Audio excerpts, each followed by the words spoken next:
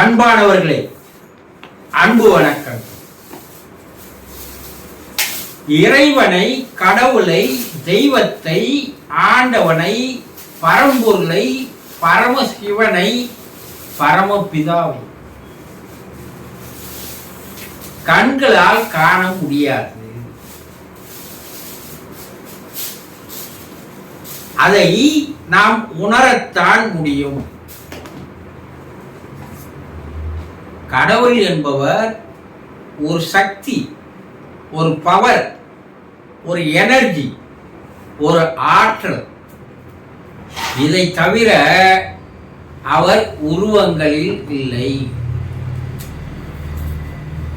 அப்ப ஏன் குருஜி எல்லா உருவங்களை ஏற்படுத்தி எல்லா கோயில்கள்லையும் சிலைகளா இருக்கிறான் அப்படின்னா, ஒரு பழைய பாடல் உங்களுக்கு ஞாபகம் வருமோ இல்லையோ தெரியல.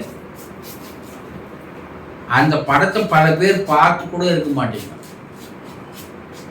இறைவன் படைத்த உலகில் எல்லாம் மனிதன் வாழுகின்றான்.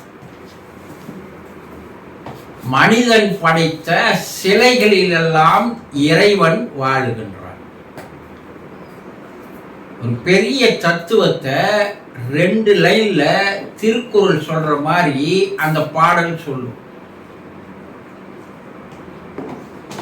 அப்போ இந்த உலகம் தோன்றுவதற்கு முன்னால் இந்த உலகம் எப்படி இருந்திருக்கும்? இருட்டாக இருந்திருக்கும். சூரிய, சந்திர, நட்சத்திர, மண்டலங்கள், கோலங்கள், பஞ்சபூதங்கள் இவெல்லாம் வரத்துக்கு முன்னாடி, உருவாவதுக்கு முன்னாடி, இறைவன் படைப்பதற்கு முன்னாடி எப்படி இருந்திருக்கும்? 460 கோடி ஆண்டுகளுக்கு முன்னால் உலகம் உண்டானதுன்னு விஞ்ஞானிகள் சொல்றான். அப்ப அவங்களே என்ன சொல்றாங்கன்னா, இந்த பேரண்டமானது இருட்டாக இருந்தது. சரி, எல்லா வேதங்களும் கூறுகின்ற வார்த்தைகள், அது எல்லா மதங்களாக இருந்தாலும் சரி, 360 மதங்களுக்கு மேல் உலகில் இருக்கிறது என்று சொல்கிறார்கள். இந்த மதங்கள் எல்லாமே என்ன சொல்லுதுன்னா, ஒரே ஒரு வார்த்தையை தான் சொல்லுது. என்னன்னா, இருளில் இருந்து ஒளி தோன்றியது, இருட்டிலிருந்து வெளிச்சம் வந்தது. இதுதான் எல்லா மதங்களில் கூறப்படுகின்ற தாரக வார்த்தையாக இருக்கிறது, மந்திர வார்த்தை. அப்போ இந்த உலகம் சூன்யமாக இருட்டாக இருந்த போது ஒளியாக வெளியே வந்தது. அப்ப அந்த ஒளியை நாம் கண்ணால் காண முடியாது என்று சொல்கிறார். ஏன்னா அந்த ஒளியானது உங்களுடைய உடம்புக்குள்ளே ஆன்ம ஒளியாக, ஆத்ம ஒளியாக, உயிரின் ஒளியாக, ஜீவனின் ஒளியாக இருக்கிறது என்று ரிஷிகள், யோகிகள், முனிவர்கள், சித்தர்கள், அவதாரங்கள் கூட சொல்றாங்க. அப்ப சூரிய ஒளி வருகிறதே, இறைவனால் படைக்கப்பட்ட ஒன்று தானே அது. அப்ப அந்த சூரிய ஒளியை நம்ம கண்ணால பார்க்கிறோமே, நீங்க ஒளியை பார்க்க முடியாதுன்னு சொல்றீங்களே. இது ரொம்ப டீப்பா புரிஞ்சிக்க வேண்டிய ஒரு விஷயம், அறிவியல் உண்மைகள். சூரியனுடைய ஒளிப்பட்டு தான் இந்த பிரபஞ்சத்தில் இருக்கின்ற பொருள்கள் எல்லாம் நமக்கு தெரிகிறது. அதனால நம்ம வெளிச்சத்தை பார்த்ததாக ஆகிவிட முடியாது என்று விஞ்ஞானிகள் கூறுகிறார்கள். சூரியன் இல்லாதப்போ இரவுல எல்லாமே இருட்டதானே இருக்கு. நிலவொளி வந்தாதான் அது தெரியுது. இந்த நிலவனுடைய ஒளி பிரதிபலிப்பானது உலகத்தின் மீது படும்போதுதான் அந்த உலக பொருள்களை பார்க்கும் போது நாம் உணர்கிறோம், பார்க்கிறோம். ஒரு அறை இருட்டா இருக்கு, உள்ள போனீங்கன்னா எதுவுமே தெரியல. நீங்க லைட்டை போட்டீங்கன்னா தான் உள்ள இருக்கிற எல்லா பொருள்களும் உங்களுக்கு தெரியுது. நீங்க லைட்டை பார்க்குறீங்களே அப்படின்னு கேட்கலாம்.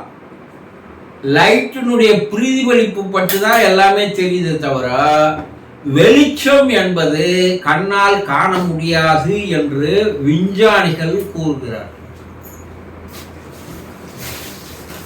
அப்ப இறைவனும் அப்படிதான், அவனை நீங்க கண்ணால காண முடியாது, அவனை உணரத்தான் முடியும். இந்த ஒளியினுடைய வேகமானது நிமிடத்துக்கு எத்தனையோ 1000 மைல்கள் வேகம் போகக்கூடியது என்று சொல்கிறார்கள். பூமியிலிருந்து சந்திரனுக்கு இருக்கக்கூடிய தூரம், சூரியனுக்கு இருக்கிற தூரம் எல்லாம் ஒளி ஆண்டாக தான் விஞ்ஞானிகள் கணக்கெடுக்கிறார்கள். அப்போ இதே தான் நம்முடைய சித்தர்கள் யோகிகள் எல்லாம் என்ன சொன்னாங்கன்னா, இறைவா நீ ஒளி ஒளி எல்லாம் ஆனாய் நீயே. எப்பா நீ வெளிச்சமாக இருந்த, சத்தமாக இருந்த, இந்த சத்தத்தையும் ஒளியையும் உனக்குள்ளே தான் நீ கேட்கணும். இவ வெளி உலகிலேயும் இருக்கு, உள் உலகிலேயும் இருக்கு. நீ அண்டத்தில் உள்ளதையெல்லாம் பிண்டத்தில் காணலாம் சித்தர்கள் சொன்னாங்கல்ல. அப்ப உனக்குள் இருக்கின்ற அந்த ஆன்ம ஒளியை, உயிரின் ஒளியை, ஜீவனின் ஒளியை காண்பதுதான் இறைவனை காண்பதற்கு சரிசமமாக மாறும். அது உனக்குள்ள காண்பது என்பது கூட உணரத்தான் முடியாது. உனக்குள்ள இருக்கிற எக்ஸ்ரே கண் கொண்டெல்லாம் பார்க்க முடியாது. உனக்குள்ள சத்தமும் இருக்கு. இந்த சத்தம் உலகில் எல்லா இடத்துலையும் இருக்கு. ஆனா அது ரொம்ப நுண்ணியமான, நுணுக்கமான ஒரு சத்தம். நீங்க அமைதியா இருந்து உங்களுக்குள்ள அந்த சத்தத்தை கேட்கலாம். ஓங்கார நாதம் சொல்றாங்கல்ல, அது எல்லா இடத்துலையும் இருக்கு. அதனால்தான் சொல்றேன், இறைவன் என்பவன் அவனுடைய ஆற்றல் உலகம் முழுவதும் இருக்கு. அதுவே உனக்குள்ளேயே இருக்குப்பா. நீ எங்கேயோ ஓடி தேடி எல்லாம் அலையவானா. எதுக்கு போற? பல இடம் போற, பல கோயில் சுத்துற, பல ஊர்களுக்கு போற. ஆனா உனக்குள்ள இருக்கிறவனையே நீ அறிந்து கொள்ள முடியவில்லையே. அப்போ அந்த இறைவனை உணர்வதற்காக தான் நம்மளுடைய கோயில் கருவறைகள் எல்லாம் இருட்டாக வைக்கப்பட்டது. அதுக்குள்ள போய், கருவறைக்குள்ள போய் நீ மின்சார விளக்கெல்லாம் போடக்கூடாது. ஏன்? வெளிச்சமா பார்க்கலாமே. அப்ப அந்த கோயிலுடைய மகிமை போயிடும். ஒரு தூங்கா விளக்கு என்று சொல்வார்கள். அந்த விளக்கு வச்சு அந்த வெளிச்சத்தில் தான் இறைவனை பார்க்கணும். கற்பூரத்தினுடைய தீப வெளிச்சத்துல தான் இறைவனை பார்க்கணும். ஒரு டார்ச் லைட் அடிச்சோ ஒரு மெர்க்குரி போட்டோ இறைவனை காண்பது என்பது ஒரு தவறான ஒரு வழிபாடு. அப்போ அந்த இறைவனை, கடவுளை நீ உள்ளுக்குள்ளேதான் காண வேண்டும். அது எப்படி? அதற்கு பல வழிமுறைகளை வச்சாங்க சித்தர்கள், யோகிகள், ரிஷிகள் எல்லாம். அது உன்னுடைய இதயத்தில் ஒளியாக இருக்கிறது, உன்னுடைய தலை உச்சியில் ஒளியாக இருக்கிறது. இந்த உயிரினுடைய ஒளியானது மூலாதாரத்தில் சத்தாக, ஆற்றலாக, பவராக இருந்து கொண்டிருக்கிறது. அதை நீ மூலாதாரத்திலிருந்து மேல் நோக்கி கொண்டு வரும்போது, இதய ஸ்தானத்திற்கு வரும்போது, அது ஒரு ஒளித்தன்மையாக, சிறிய ஒரு ஒளி வெளிச்சமாக உன்னால் அகக்கண்களால் உணர முடியும். அதுவே தலை உச்சிக்கு வரும்போது அங்கே உனக்கு தலை உச்சியிலே அது ஒளியாக உணர முடியும். இறைவனை இந்த 2 இடத்துல நீ உணர்ந்து கொண்டால் இறைவனோடு உனக்கு நெருங்கிய தொடர்பு, உறவு, இணைப்பு கிடைத்து விடுகிறது.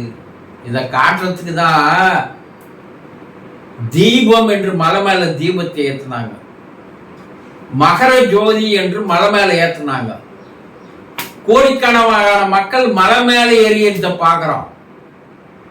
இது வெளியே கண்காட்சியை பார்ப்பது போலதான். அதனால எந்த பலனும் கிடையாது. இவன் மனசுல ஒரு ஆத்ம திருப்தி. அப்பா, நான் தீபத்துக்கு போய் வந்தேன், தீபத்தை பார்த்தேன், என்னடா கிடைச்சது? ஒன்றும் கிடைக்கல. மகர ஜோதியை பார்த்தேன், என்னடா கிடைச்சது? ஒன்றும் கிடைக்கல.